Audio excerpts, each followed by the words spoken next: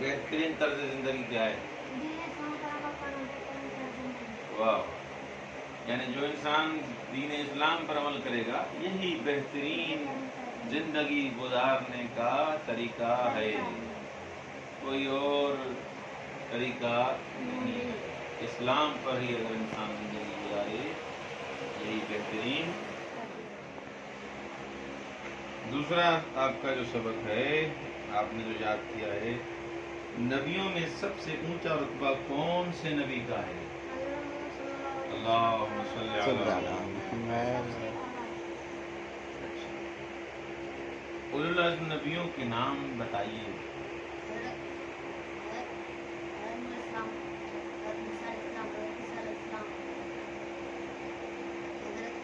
اللہم صلی علی محمد۔ یعنی اولو العزم پیغمبر کتنے ہیں؟ 5۔ نمبر 1 حضرت نوح، حضرت ابراہیم، حضرت موسیٰ، عیسیٰ، حضرت محمد مصطفیٰ صلی اللہ علیہ وآلہ وسلم، روحی وارواح العالمین لتراب مقدمہ الفدا۔ یہ 5 ایسے پیغمبر ہیں جن کو اولو العزم یعنی صاحب شریعت کہا جاتا ہے۔ کیا کہا جاتا ہے؟ آخری آسمانی کتاب کون سی ہے؟